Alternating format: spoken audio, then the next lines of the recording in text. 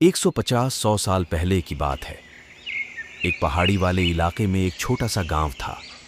उस गांव में बहुत ही कम लोग रहा करते थे। उस गांव के पास में ही एक बड़ा सा जादुई और रहस्यमय जंगल था। जंगल बहुत घना और सुंदर था। जंगल के पेड़ों के पत्ते बहुत ही चमकीले और खूबसूरत थे। इससे जंगल और ही अच्छा लगता था। जंगल बाहर से जितना ही अच्छा लगता था, वह अंदर से उतना ही खतरनाक था। जंगल के सभी पेड़ पौधे और जानवर जादुई थे। जंगल में जब रात होता था, तब जादुई पेड़ आपस में बात करने लगते थे और एक स्थान से दूसरे स्थान पर चले जाते थे। और जंगल के जानवर भी रात के समय अपने अपने हरकतें करने लगते थे। और उस जंगल में कोई भी इंसान जाता तो जंगल के पेड़ पौधे उस इंसान को जाने नहीं देते। अगर कोई इंसान जंगल में चला भी जाता था, तो जंगल के सभी पेड़ पौधे और जानवर मिलके उस इंसान को अपने शक्तियों से मार डालते थे। इसलिए जंगल के पास जो छोटा सा गांव था, उसमें बहुत ही कम लोग रहते थे। सभी लोग डरते थे, इसलिए सभी लोग वह गांव छोड़ दिए हुए थे। वह जंगल पूरी तरह से जादू और रहस्यों से भरा हुआ था। यह सिलसिला सालों साल से चला आ रहा है। उस जंगल को एक वैसे इंसान की जरूरत थी कि वह अपना रहस्य बता सके, लेकिन पता नहीं क्यों जंगल में कोई भी इंसान जाता था तो सभी जानवर और पेड़ पौधे मिलकर उस इंसान को मार देते थे। जंगल के सभी जानवर और पेड़ पौधे क्यों उस इंसान को मार देते थे जो इंसान जंगल में जाता था? यह एक रहस्यमय ही बात बना रहा। जंगल के जानवर और पेड़ पौधे अभी तक पता नहीं कितने लोगों को मार दिए हुए हैं। यह सिलसिला पता नहीं कितने दिनों से चला आ रहा है। एक दिन दो इंसान जंगल के पास वाले रास्ते से होकर अपने घर को जा रहे थे। उन दोनों इंसानों के पास एक छोटा सा शिशु भी था। वे लोग जंगल से होकर गुजर ही रहे थे। तभी अचानक एक तूफान आया और आसमान में काले बादल छा गया। यह देखकर दोनों इंसानों ने सोचने लगे, शायद बारिश आने वाला है। तब तक एक ने बोला, हाँ लगता है बारिश होगा। वह दोनों इंसान जंगल में प्रवेश किए और जाके जादुई पेड़ के पास बैठ गए और छोटे शिशु को भी वहीं रख दिए। बारिश होने लगा। वह दोनों बारिश रुकने का इंतजार करने लगे, लेकिन उन्हें यह पता नहीं था कि यह जंगल जादुई और रहस्यमय है। तेज बारिश होने लगा। तेज बारिश होने की वजह से छोटा बच्चा रोने लगा। तब ही जंगल के पेड़ पौधे और जंगल के जानवरों को महसूस होने लगा कि जंगल में कोई प्रवेश कर लिया है। जंगल के बड़े पेड़ ने इंसानों को देख लिया और सभी जानवरों को बताया कि कोई मनुष्य जंगल में आ गया है। तभी एक बड़ा सा सांप जंगल से निकला और इंसान को देखने लगा। तब जादुई पेड़ बोला, ये मनुष्य हमारे जंगल में कैसे आ गए हैं?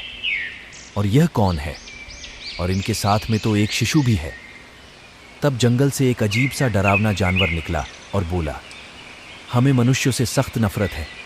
इन लोगों को हम मार डालते हैं। फिर एक और जानवर ने बोला, हाँ हम मार डालते हैं, पर इनके पास तो एक छोटा शिशु भी है। तब जंगल से एक अजीब सा डरावना जानवर निकला और बोला, हमें मनुष्यों से सख्त नफरत है। इन लोगों को हम मार डालते हैं। फिर एक और जानवर ने बोला, हाँ हम मार डालते हैं, पर इनके पास तो एक छोटा शिशु भी है। क्या हम इस शिशु को भी मार देंगे? तभी पेड़ ने बोला, हम सबको मार देंगे। हमें मनुष्य से नफरत है। फिर एक मकड़ी ने बोला, हाँ पर हमें तो एक वैसे इंसान का भी तो जरूरत है जिसे हम अपने रहस्य को बता सके। फिर पेड़ ने बोला, हाँ पर वह इंसान यह थोड़ी है। इन लोगों को हम मार देते हैं। तभी पेड़ ने अपनी शाखाओं से उन दोनों मनुष्य को बांधा, लेकिन उन दोनों मनुष्य को बांध नहीं पा रहा था। तभी एक जानवर ने बोला, क्या हुआ, आप बांध क्यों नहीं पा रहे हैं? तभी पेड़ ने बोला, हम तो कोशिश कर ही रहे हैं, लेकिन बांध नहीं पा रहे हैं। तभी एक खतरनाक जानवर ने अपनी शक्तियों से उन दोनों इंसानों पर वार किया, लेकिन किसी को कुछ नहीं हुआ। तब ही बारिश रुक गया और वह दोनों इंसान वहां से जाने लगे। लेकिन वह दोनों इंसान उस छोटा शिशु को उसी जंगल में छोड़कर जाने लगे। तभी जंगल के पेड़ पौधे और जानवर सोचने लगे कि ये लोग क्यों अपने शिशु को छोड़कर जा रहे हैं और हमारी शक्ति इन लोगों पर काम क्यों नहीं कर रहा है। और वे दोनों इंसान एक बच्चा को इस घने और डरावना जंगल में क्यों छोड़ के जाने लगे और इन दोनों इंसानों पर जानवर की शक्ति क्यों काम नहीं कर रही, यह भी अपने आप में एक रहस्य बन के रह गया। 200 साल पहले एक घटना हुआ था, वही पहाड़ी वाले इलाके में जो गांव है। पहले उसमें ढेर सारे लोग सुख और शांति से रहा करते थे। उसी गांव में एक छोटा सा लड़का रहता था। वह लड़का गांव के पास वाले जंगल में खेलने जाता था। लड़का उस जंगल को देखभाल करता था। पहले वह जंगल साधारण जंगल था, लेकिन एक दिन क्या हुआ कि लड़का उस जंगल में खेल रहा था और पेड़ पौधों को देखभाल कर रहा था और जंगल के सभी जानवर लड़के से बहुत प्यार करते थे। लड़का जब भी किसी जानवर या पक्षी को बुलाता था, पक्षी तुरंत उसके पास आ जाती थी। लड़का पेड़ पौधे और जानवरों से बहुत प्यार करता था। सब कुछ अच्छा चल रहा था। तभी अगले सुबह लड़का जंगल में गया और खेलने लगा। लड़का पेड़ों और जानवर से खेल रहा था। तभी लड़का का पैर एक सांप के शरीर पर पड़ा और सांप ने उस लड़के को डस लिया। लड़का चिल्लाया और जमीन पर गिर गया और लड़के की सांसें रुकने लगी। तभी उस गांव के लोग दौड़ते दौड़ते आए और देखे तो उस लड़के की मृत्यु हो गया था।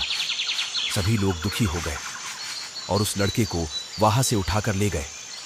तभी जंगल के सभी जानवर रोने लगे और बोले, अब हमारे साथ कौन खेलेगा। तभी सभी जानवर ने यह निर्णय किया कि हमें वह लड़का चाहिए, परंतु अब लड़के की मृत्यु हो गई है।